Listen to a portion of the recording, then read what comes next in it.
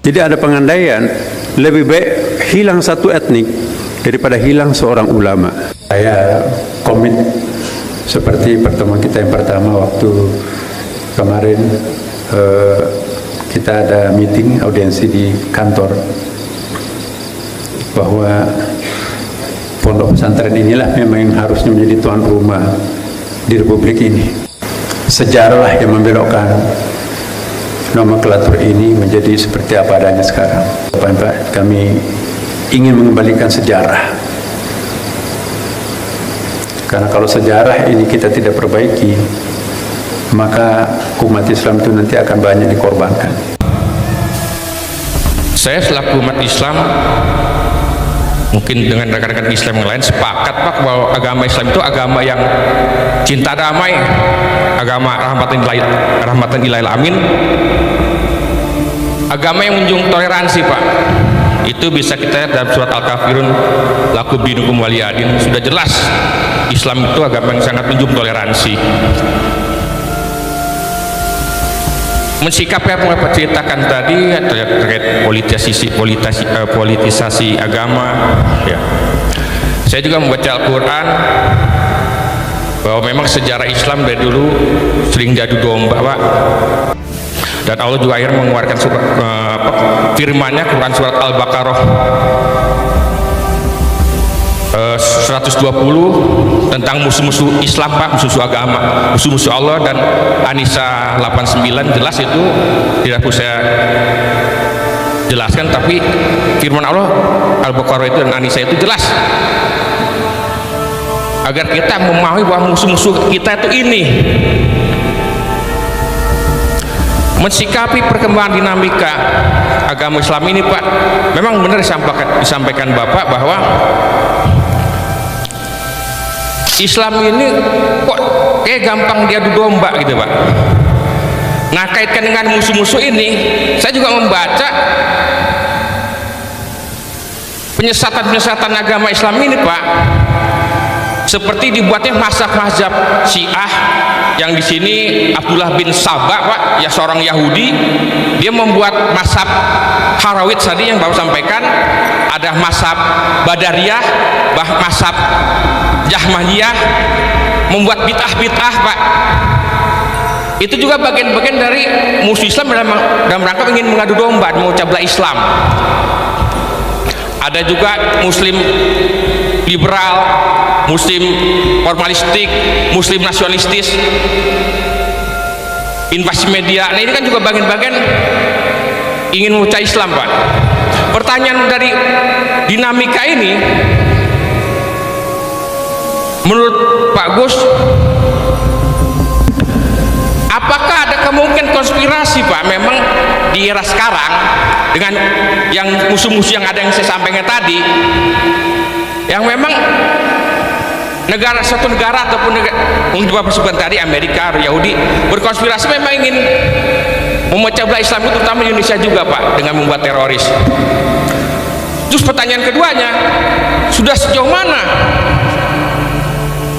orang-orang Islam terutama yang paham akan Al-Quran Sunnah dalam rangka mengantisipasi pun langkah-langkah strategis dalam menghadapi musuh-musuh Islam tersebut yang ingin memecah belah Pak. Ini pertanyaan saya Pak, ya. Terus yang pertanyaan yang lain Pak, terkait perkembangan agama Islam juga di Indonesia ini Pak, terutama masalah hari raya yang sangat berbeda Pak. Apakah juga bagian dari suatu politisasi agama?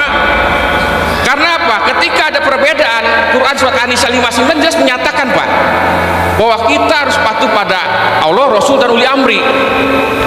Uli amri itu pegang kekuasaan. Ini mohon maaf Pak, kan ada di sini, ya mohon maaf, ada NU dan Muhammadiyah Pak. Kan semua itu warga negara Pak. Kenapa dia tidak mau patuh dengan uli amri Pak? Karena uli amri itu yang menentukan waktu lebaran, waktu puasa. Kenapa tidak mau patuh sama uli amri itu Pak? Nah, ini juga ingin saya tanyakan Pak, ya. Terus bagaimana kita mempunyai satu suara sebagai orang Islam? Tadi saya sampaikan, saya dari perspektif Islam Pak, gitu Pak. Jadi itu saja pertanyaan saya. Terima kasih Pak. Ini karena saya pakai suara tenor, yang nanya pakai tenor juga. Satu hal memang Pak, saya tadi sudah katakan bahwa yang membuat berbagai perpecahan-perpecahan yang kemudian membuat berbagai sekte dengan tafsir-tafsir yang berbeda, itu sebenarnya memang diawali oleh perpecahan-perpecahan dalam politik. Yang paling awal perpecahan itu adalah antara Sunni dan Syiah. Kita meyakini bahwa itu terjadi pengadu dombaan oleh Muhammad bin Sabah. Tapi apapun Pak, perpecahan sebelum itu sudah terjadi. Itu adalah perang Jamal antara pasukan Sayyidina Ali dan pasukannya Siti Aisyah. Termasuk juga perang antara Sayyidina Ali dan Muawiyah yang kita kenal dengan perang Siffin. Tapi sebelum itu sudah terjadi perpecahan yang sangat signifikan di Madinah. Ketika Muhammad bin Abu Bakar gagal dilantik menjadi gubernur Mesir, yang kemudian berujung kepada pembantaian terhadap Sayyidina Utsman ibnu Affan. Perpecahan ini sudah terjadi dan kemudian menimbulkan multitafsir di dalam para sahabat sendiri. Mohon izin Pak, hadis Nabi ini rampung ditulis 200 tahun setelah Rasulullah wafat. Bayangin, 2 abad Pak. Yang namanya kitab Bukhari itu dirampungkan 200 tahun setelah Nabi wafat. Yang mentashih ya Imam Bukhari. Kita percaya kepada Imam Bukhari bahwa ini sahih, ini dhaif, ini maudhu dan sebagainya. Makanya saya sering katakan, kita hari ini beragama ini, terutama Islam dan juga mungkin Kristen, Hindu dan Buddha, bahwa kita ini sekarang beragama berdasarkan katanya. Kita semua ini saya sering mengatakan bahwa kita semua ini bukan pemeluk agama. Kita itu hari ini pemeluk tafsir-tafsir agama. Dan semuanya katanya. Kata siapa? Kata mufassir. Coba bayangin, ada satu kejadian hari ini terjadi tabrakan di depan Sesping. Yang luka itu lututnya. Besok ketika didengar di Bandung, itu bisa jadi yang luka kepalanya. 1 hari loh Pak. Hadis ini dirangkum, dikodifikasi 200 tahun rampungnya setelah Rasulullah wafat. Adakah deviasi di situ? Ada. Terbukti ada ribuan hadis yang kemudian disortir. Tapi apakah hadis yang dinyatakan tidak sahih ini dipakai hari ini? Dipakai Pak. Itulah kemudian yang menjadi dari prinsip dasar perbedaan-perbedaan tafsir berdasarkan usul fikih dan tasih yang berbeda. Surat Al-Baqarah ayat 20, Surat Al-Baqarah ayat 29, Surat Al-Baqarah ayat 41 yang paling sering dipakai oleh orang-orang dari kelompok teror hari ini. Mereka hanya menerjemahkan secara tekstual tanpa pernah tahu bahwa ini ayat turun ketika apa. Ayat ini turun ketika pasca perang Tabuk, ketika tidak ada satupun hanya sedikit pasukan Islam yang mau berperang ke Tabuk. Lalu kemudian di situ Allah marah kasarnya. Keluarlah ayat ini yang mengatakan musuh Islam itu adalah musuhnya orang-orang munafik itu. Angkal Yahudu ala Nasoro dan sebagainya. Karena orang-orang ini yang menolak berperang. Ayat ini kalau dipakai pada masa damai seperti hari ini, selesai kita. Lalu kemudian mencetak berbagai teroris-teroris yang masih meyakini bahwa ayat ini harus dipakai kapanpun. Padahal ada asbabun nuzulnya, sejarah turunnya. Pelaku bom Astana Anyar kemarin menggunakan ayat ini sebagai pembenaran. Ketika ayat-ayat perang dipakai pada masa damai, ini yang menjadi persoalan. Makanya ketika saya protes terhadap harokah istishhadiyah fatwanya Ustadz Abdus Somad, saya protes.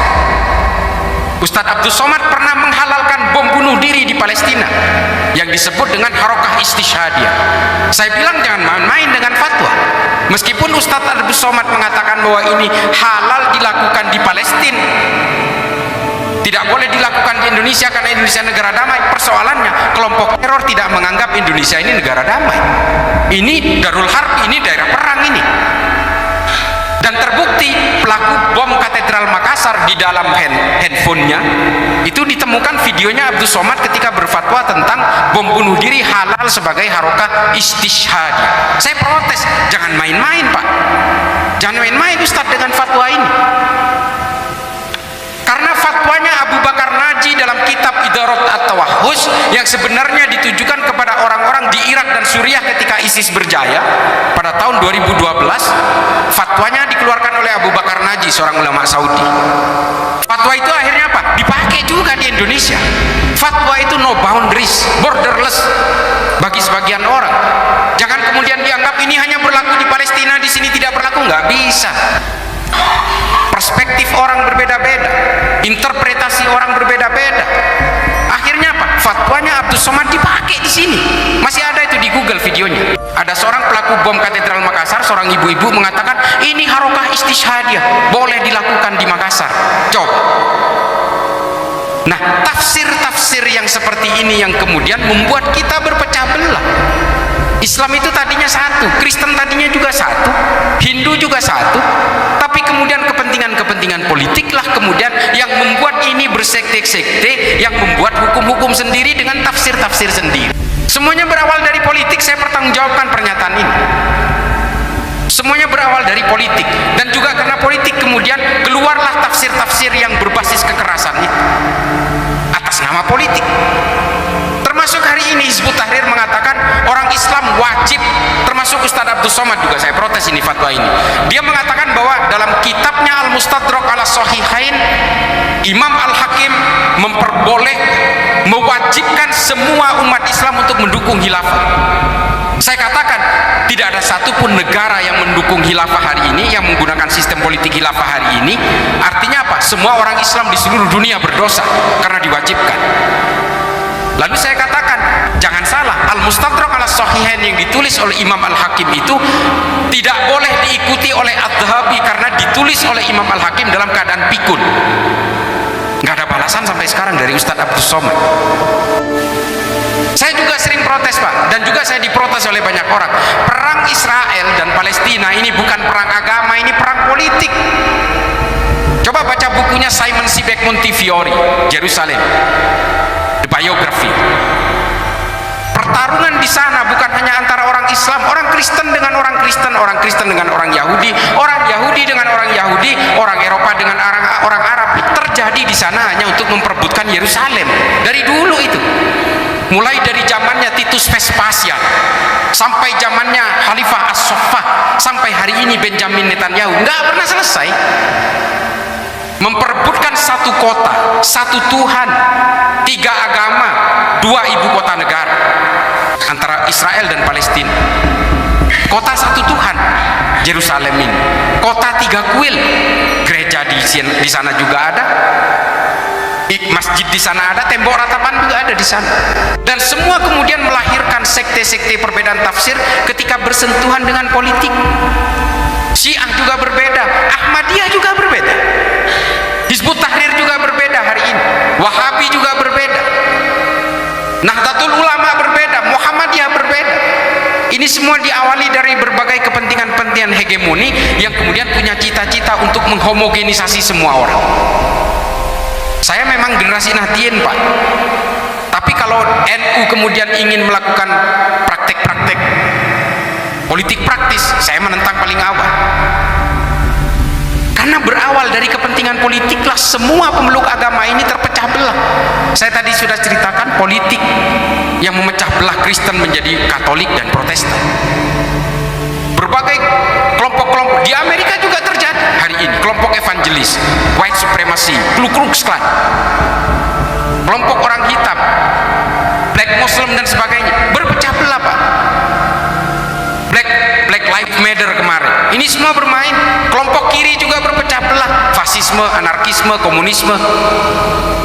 Bukan hanya dari kelompok kanan, kelompok kiri pun juga kemudian melahirkan firqah-firqah ideologi. Ada kelompok antifa, antifasis, ada juga anarki. Tujuannya sama semua, menghomogenkan semua orang dan menghegemoni wilayah. Ini kemudian yang membuat berbagai ideologi berbasis agama ini terpecah belah. Makanya berbagai teori-teori seperti ini juga ditulis oleh Elena Gruening dan juga Scott Atran, Talking to the Enemy, mengatakan bahwa basis akar dari semua gerakan teror di seluruh dunia ini ya karena politik. Perpecahan dalam agama juga karena politik. Bukan hanya agama yang terpecah belah, Pak. Enklav-enklav sosial dan intimasi sosial masyarakat juga akan hancur. 2014, 2019, orang yang bercerai gara-gara beda politik aja itu banyak, Pak, ribuan. Apalagi saling mengkafirkan sesama orang Islam, saling mengkafirkan sesama orang Kristen, banyak sekali. Suami istri bercerai gara-gara satu milih Jokowi, satu milih Prabowo itu banyak, 1370-an angka perceraian gara-gara politik. Makanya bahaya kalau sudah ranah-ranah keimanan dibawa ke dalam urusan politik, maka yang ada adalah penghakiman-penghakiman. Politik ini bukan urusan akidah, bukan urusan keimanan. Politik ini fikih. Apa fikih? Hukum, kesepakatan, ijtima. Makanya kemudian yang menjadi bahaya adalah ketika orang menyeret paksa persoalan politik ke dalam ranah-ranah akidah. Makanya yang terjadi apa? Penghakiman-penghakiman. Sampai ada jenazahnya ibu-ibu meninggal nggak mau disolatkan di dalam masjid karena dia pendukungnya Ahok. Coba, saya bukan pendukungnya Ahok dalam konteks ini, tapi menurut saya inilah yang berbahaya. Bahaya sekali. Saya sering menyuarakan ini di media sosial, Pak. Kalau memang punya kesempatan, follow Instagram saya, Islah_Bahrawi, Twitter saya juga. Saya paling getol menyuarakan ini karena saya menganggap ini berbahaya buat semua agama dan berbahaya buat peradaban manusia. Karena dari persoalan politisasi agama lah kemudian lahir tafsir-tafsir yang berbeda, yang kemudian juga melahirkan berbagai penghakiman-penghakiman. Orang kemudian lalai dalam kemanusiaan. Saya kira begitu ya, Pak.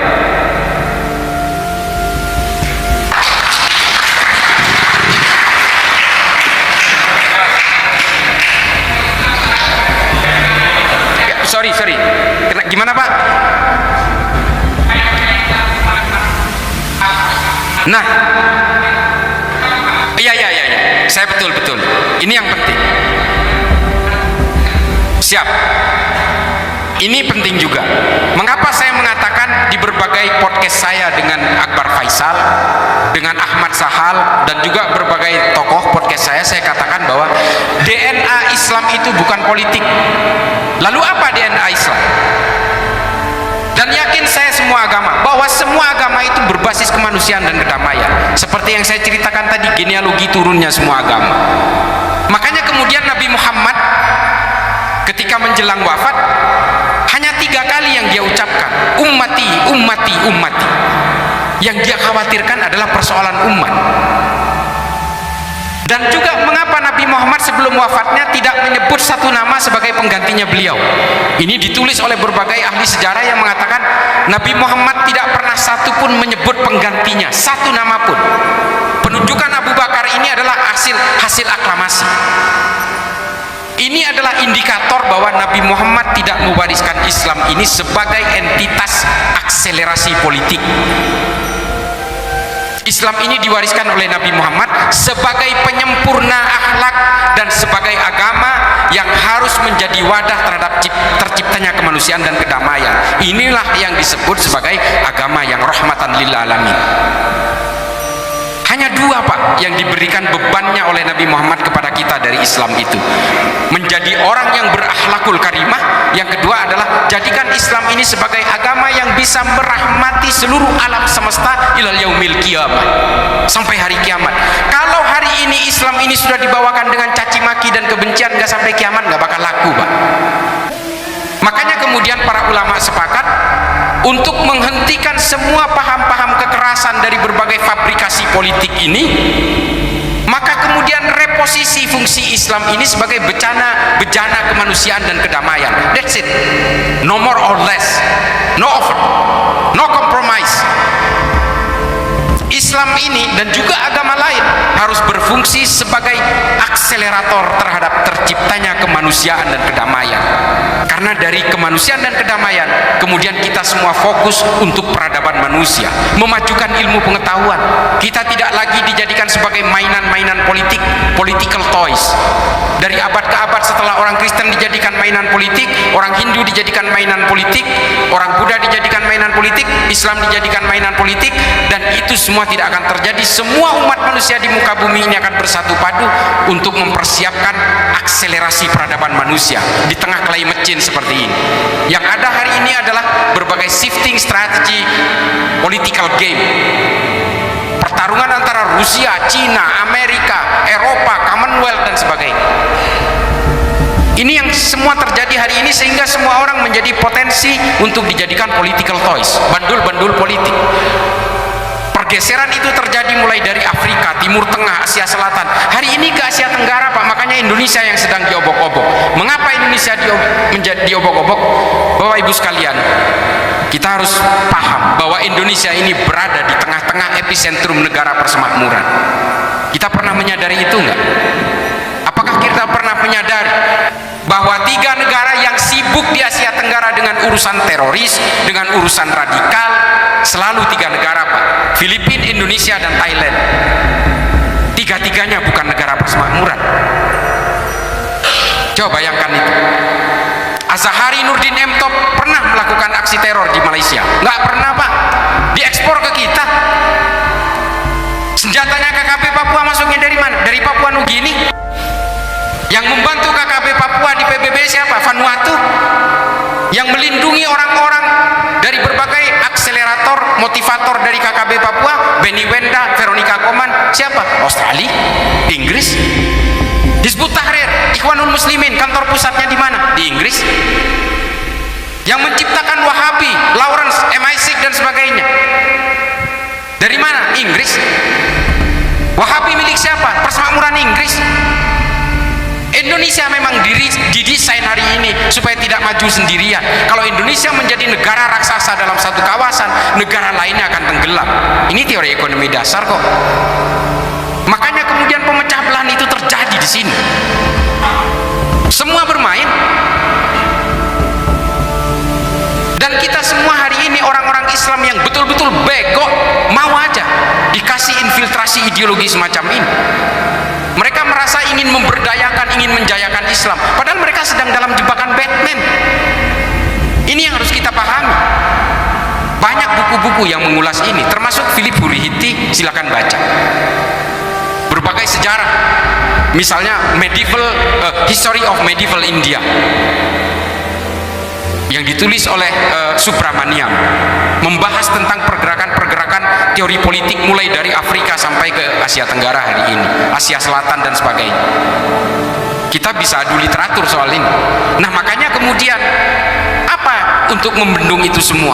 Tolak semua impian-impian politik ini, semua jebakan Batman. Orang Kristen, orang Hindu, orang Buddha, silahkan kalian orang-orang ini berpolitik, tapi jangan pernah punya impian untuk menghomogenkan semua orang. Karena awal dari mimpi homogenisasi itulah kemudian kita menjadi predator bagi umat manusia yang lain. Ini, Pak. Jadi kembalikan Islam, kembalikan Kristen, kembalikan Hindu dan Buddha ini kepada fungsinya semula, sebagai bejana yang dibuat oleh Tuhan untuk supaya manusia menghargai manusia yang lain, supaya manusia sibuk dengan penciptaan kedamaian. That's it. Begitu, Pak. Terima kasih. Assalamualaikum warahmatullahi wabarakatuh. Alhamdulillahilladzi ja'ala al-ilma taharatan lin-nufus wa nuran lil-basair wa hadiyan ilal jannah. Walhamdulillahil qail fi kitabil aziz kama arsalna fikum rasulan minkum yatlu alaikum ayatina wa yuzakkikum wa yu'allimukum kitabul hikmah wa yu'allimukum ma lam takunu ta'lamun. Asyhadu an la ilaha illallah wa asyhadu anna Muhammadan abduhu wa rasuluh sahibul burhan. Allahumma salli sallim ala sayyidina wa habibina wa syafi'ina wa maulana wa atba'ina wa qurrata a'yunina wa imamina Muhammadin sallallahu alaihi wasallam. Amma ba'd. yang sama-sama kita muliakan, kita ta'zimi para masyayikh yang hadir dalam pertemuan yang sangat-sangat mulia ini. Wabil khusus ada Adinda Pak Yai Dr. Kiai Haji Abdul Ghaffar Rozin, tentu beserta seluruh anggota majelis. Yang saya hormati pejuang pesantren di DPR, Bapak Marwan Dasopang. Kita doakan semoga tetap menjadi Komisi 8. Ya. Yang saya hormati sahabat kita, ya. Di sini ada Profesor Nur Rahmat, juga adalah pejuang pesantren dan memimpin Basnas, dan tentunya banyak sekali para alim ulama di sini. Ada Ibu Alisa Wahid. Bapak Ibu sekalian, izinkan mungkin saya berikan sambutan sedikit agak lain, karena ini kan sangat strategis nih. Pertama, saya komit seperti pertemuan kita yang pertama waktu kemarin, kita ada meeting audiensi di kantor, bahwa pondok pesantren inilah memang yang harusnya menjadi tuan rumah di Republik ini. Saya ingat apa kata Cak Nur, seandainya tidak ada pemerintah kolonial, maka sesungguhnya yang terkenal pertama di Indonesia itu misalnya Universitas Lirboyo, Universitas Termas, Universitas Taburan, bukan UI, bukan UGM, bukan ITB.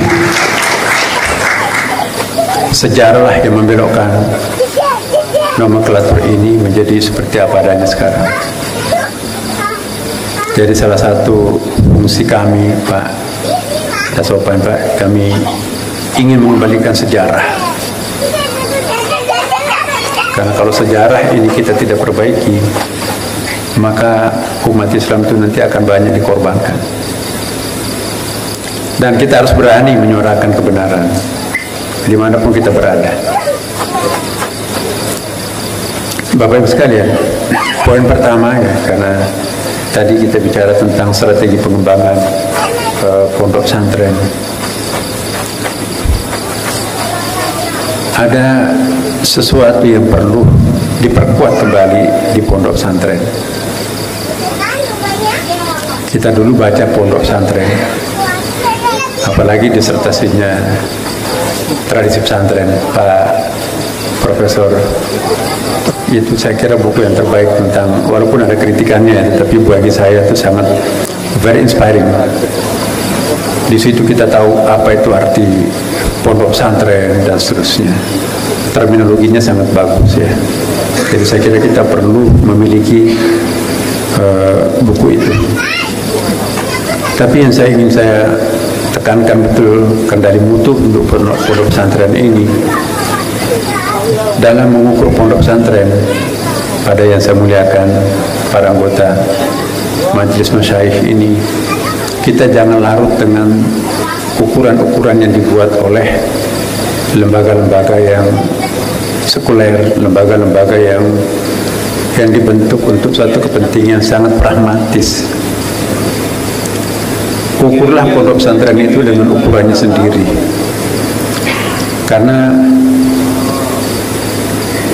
kita semuanya di sini insya Allah dari pondok pesantren, bahwa metodologi, atau mungkin kita mulai dari ontologinya dulu.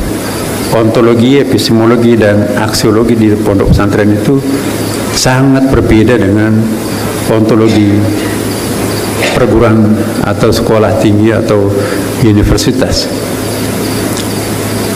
Ontologi keilmuan ya, dengan metodologi formalnya, seperti juga yang kita lihat di dalam kitab alat-alat ukur di termasuk Kementerian Agama. Yang diukur itu adalah formalitasnya.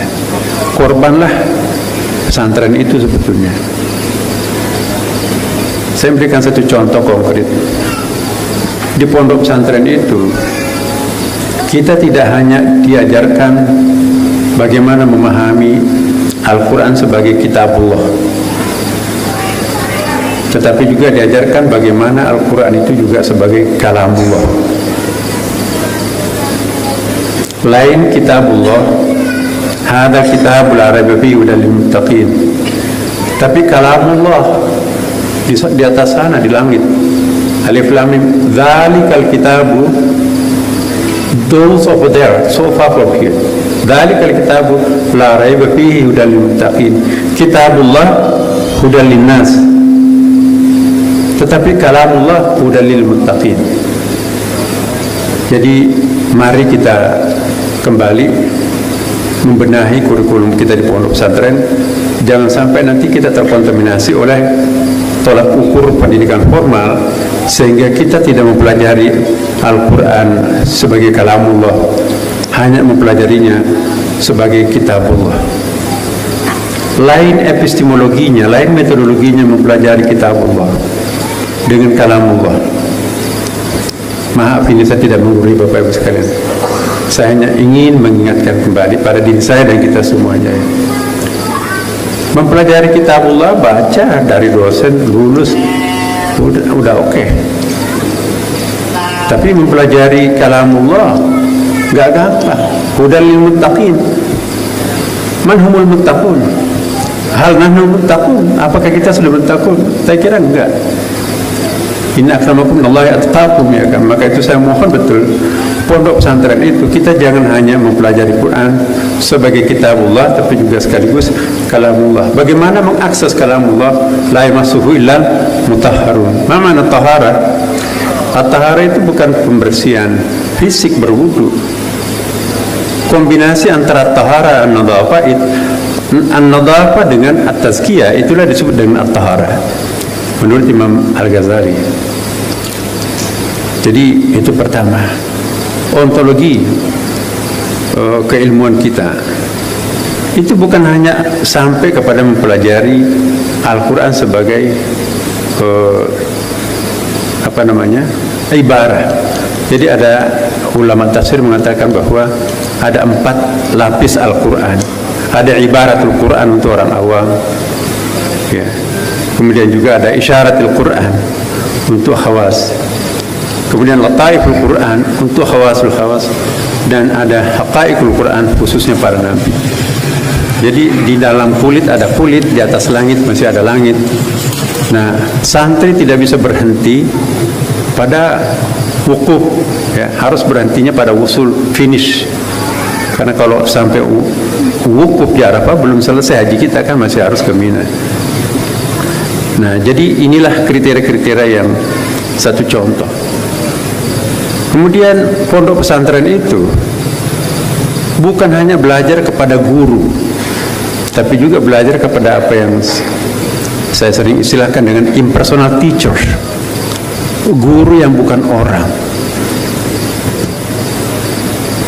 Kita semua tahu kan, kiai-kiai tersohor kita di pondok pesantren di Indonesia, ya, benar-benar majhulun fil ard walakin ma'lumun fis sama. Tidak populer di bumi, tetapi populernya di langit. Almarhum al-alama Kiai Haji Wahid Hashim, sebetulnya sama sekali beliau tidak bermaksud untuk menjadi populer seperti yang kita baca dalam sejarah. Kalau beliau datang dari Mekah untuk populer, dia tidak membuka cabangnya di kampung halamannya. Dia terpaksa tampil di permukaan karena ada tuntutan publik. Tapi buktinya setelah mereka kembali ke pondoknya, back to the basic. Jadi dia populer bukan karena kehendaknya sendiri, tetapi karena kehendak publik, kehendak umat, tuntutan umat, maka dia seperti itu. Jadi sangat berbeda dengan para politisi, dengan almarhum. Ya, alangkah miskinnya seorang murid kalau gurunya hanya orang. Iya kan? Sanurihim ayatina fil afaq wa fi anfusihim. Jadi ada impersonal teacher. Kita lihat banyak sekali ayatnya dalam Al-Quran. Belajarnya Nabi Musa itu pada pohon. Ya. Kemudian juga apa itu ayat itu? Falamma atahanu dia min syatil wadil ayman fil buqatil mubarakah. Jadi ada lembah yang penuh berkah. Lembah penuh berkah itulah pesantren itu. Ya. Lembah apa namanya itu ya? Tempat untuk berzikir.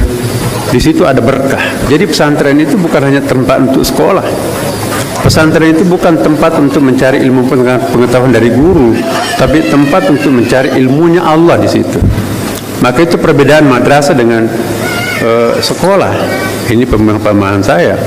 Kalau sekolah itu tempat untuk belajar dari guru, tempat untuk mendapatkan ilmunya guru kalau di sekolah. Tapi kalau di pesantren, tempat untuk mendapatkan ilmunya Allah. Jadi guru kiai kita itu adalah mursyid. Mursyid itu kan apa ya namanya, mursyid itu kayak selang, bari mata airnya di situ, ini gelasnya. Jadi hanya perantara. Ilmunya Allah yang kita cari di pondok pesantren. Maka itu lebih berkah. Saya mohon betul jangan kita terlalu larut dengan metodologi alat-alat ukur modern dalam mengukur pondok pesantren. Nanti terjadi semacam pendangkalan spiritual di kalangan pondok kita. Saya yakin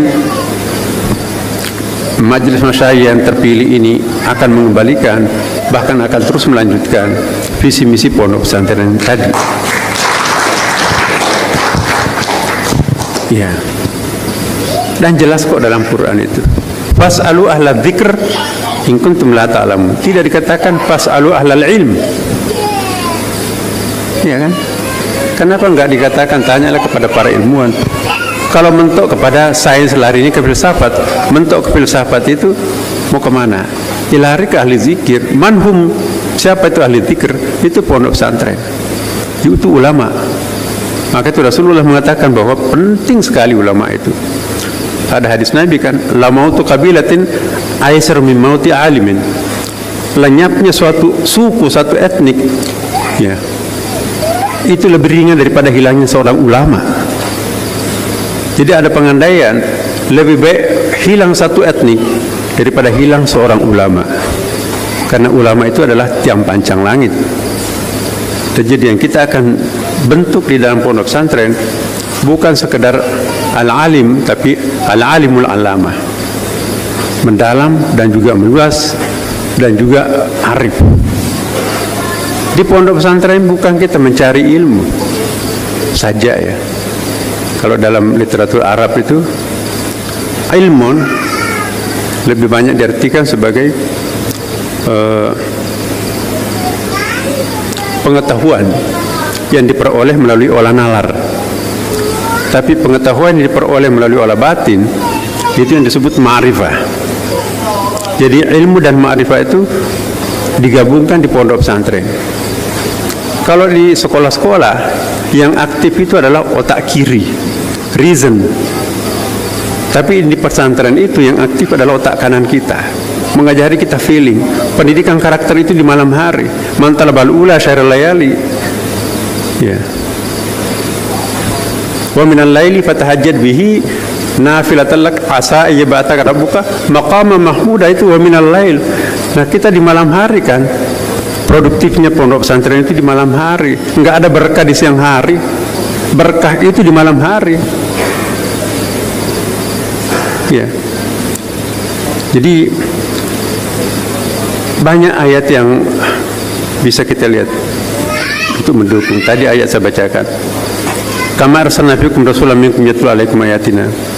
Sebagaimana kami utus rasul di antara kalian. Wa yuzakkikum. Itu fi'il mudhari kan, ilmu pesantrennya. Jadi ini menarik nih. Rasulullah SAW diungkapkan dalam Al-Quran itu umumnya menggunakan fi'il mudhari. Wa yuzakkikum, masih bisa mensucikan kan. Tawassul kepada Nabi, ya, bukan hanya nanti di hari akhirat, tapi sekarang kita sudah bisa minta syafaatnya Rasulullah. Wa yu'allimukumul kitabah, yu'allimu fi'il mudhari. Wa yu'allimukum ma lam takunu ta'lamun. Bahkan di situ lam, ya kan? Tidak dikatakan ma la takunu ta'lamun. Kalau la takunu ta'lamun itu an-naun. Tidak tahu, tapi kalau dapat dari dosen kita tahu. Kalau lam takunu ta'lamun an-nawabal, tidak akan pernah bisa kita ketahui kecuali langsung dari beliau. Maka itu alangkah miskinnya seorang murid kalau gurunya hanya orang hidup.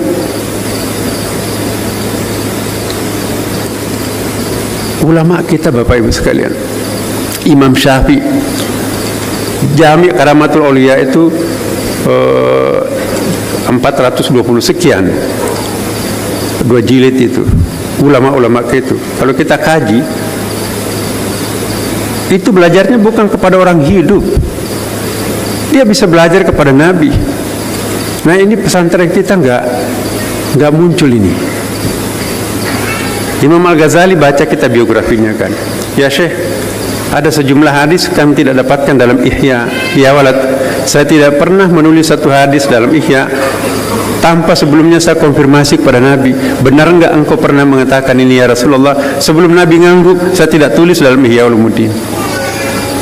Rasulullah wafat 632 Masehi, Al-Ghazali wafat tahun 1111. Al-Ghazali lebih mudah lagi, khudhal kitab khususul hikam, bermimpi dikasih buku oleh Rasulullah, buku benaran khususul hikam itu kan. Nah, banyak Imam Syafi'i, contoh banyak sekali. Karena kita percaya ya bahwa orang suci itu, orang dekat dengan Tuhan itu sebetulnya tidak mati. Wala tasabanna alladziina qutilu fi sabilillahi amwata bal ahya inda rabbihim yurzaqun. Siapa bilang orang-orang warasatul anbiya itu wafat? Nabi pun juga fi'il mudhari terus. Innallaha wa malaikatahu yusalluna 'alan nabi. Jadi bagaimana mengasah otak kanan di santri ini yang harus dikembalikan. Jangan hanya mengasah otak kiri kita, hanya reason melulu, tapi nggak ada pengasahan feeling. Ya, ma'rifah itu diperoleh melalui otak kanan, bukan otak kiri. Nah, kemudian hebatnya kalau orang menjadi alim pondok pesantren, jin pun dia bisa kalahkan tuh kan. Kalau jin itu apa ya? Kita lihat kisah Nabi Ibrahim. Ada kan ayatnya itu ya. Siapa yang bisa mendatangkan mahliga itu? Sogokan Ratu Balkis itu. Kata kata Ifrit. Ya. Ana atika bihi qabla an taqum min maqamik. Saya bisa menghadirkan permata itu sebelum kalian beranjak, sebelum Anda beranjak. Ya. Tapi Nabi Sulaiman belum puas. Ada nggak bisa lebih cepat? Maka dia mengangkat tangan, seorang santri ulama pada waktu itu. Apa katanya? Ana atika bihi qabla irtada ilaika tarfuk. Saya bisa menghadirkan benda itu sebelum Bapak berkedip matanya. Jadi jin itu kalah terhadap para santri. Dan terakhir Bapak Ibu sekalian, saya ingatkan betul kepada majelis syuyukh kita ini, betul-betul tolak ukur dalam mengukur pondok pesantren itu, sekaligus motivasinya adalah ingat dalam surah Al-Kahfi ayat 60, ya kan? Apa itu? Wa qala Musa li fatahu la abraha hatta abluga majma'al bahraini aw amdiya hukba. Ya, Nabi Musa kan termasuk nabi yang paling cerdas. Ya, tidak ada nabi yang komunikasi langsung dengan Allah. Wa kalamallahu Musa taklima, selain Nabi Musa. Sampai agak sedikit bangga, wah, Andalah sang pembunuh Fir'aun. Nabi-nabi sebelumnya gak pernah berhasil membunuh Fir'aun. Langsung ditegur oleh Allah, hai Musa, kamu harus belajar. Maka pergilah Nabi Musa.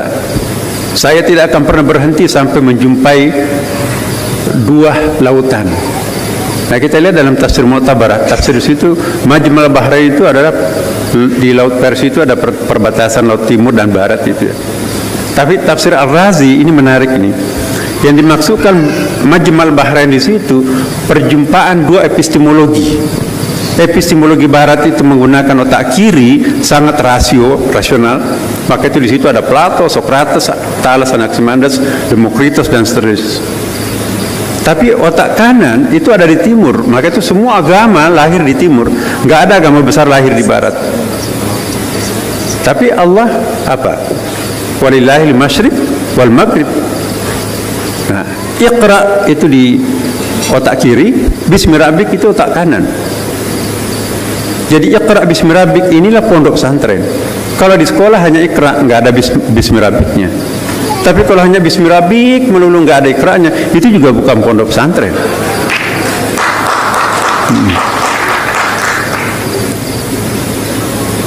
Jadi mohon kita kembalikan marwah, wibawa dan spiritualitas pondok pesantren. Ini sekarang lagi tren di Barat ini. Bukunya Carl Armstrong yang terakhir ini, The Secret Nature. Dia membayangkan bahwa dunia Barat itu akan berpaling ke timur. Sudah selesai otak ini dengan hadirnya spiritual artificial intelligence itu. Kenapa? Karena ternyata AI itu nggak ada apa-apanya dibandingkan dengan potensi kalbu manusia itu. Nah kita kan di sini memang itu 3.000 tahun kata beliau, 3.000 tahun bumi ini dihuni oleh manusia hidup dan survive tidak mengandalkan teknologi, tapi mengandalkan otak kanan. Alam itu yang membuka dirinya kalau ingin menanam, jangan tanam, aku nggak cocok.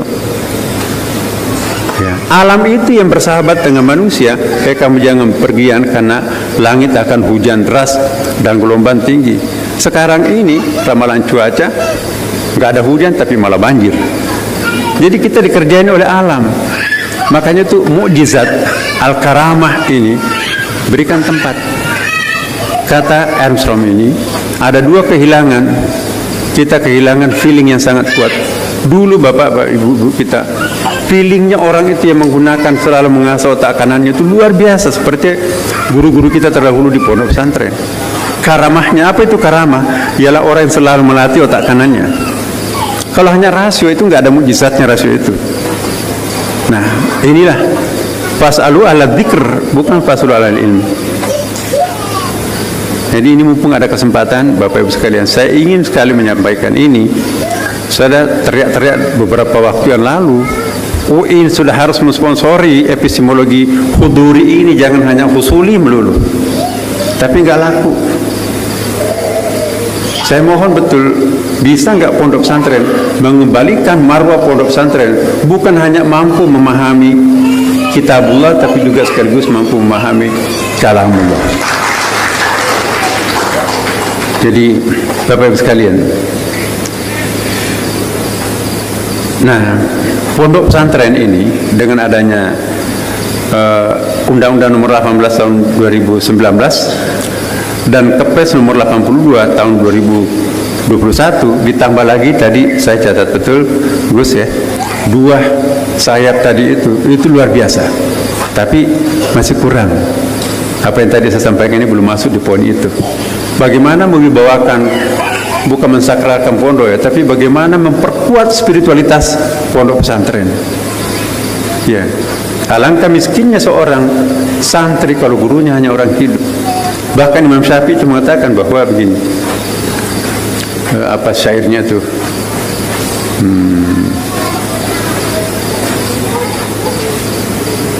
Syakautu ila waqi'in an su'i hifti. Itu biasanya Imam Syafi'i kalau tidak menggunakan bin itu guru spiritualnya yang sudah wafat. Tapi kalau pakai bin itu masih hidup. Syakautu ila waqi'in an su'i hifti fa arsyadani an tarkil ma'asi al ilmu nurun wa nurullah la yubdalil asi. Jadi kalau santri itu hatinya kelabu dengan dosa, enggak ada di situ kalamullah.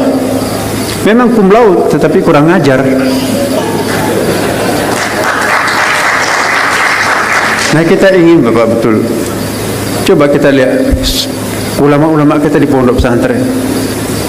Dia nggak pingin populer ya, dulu.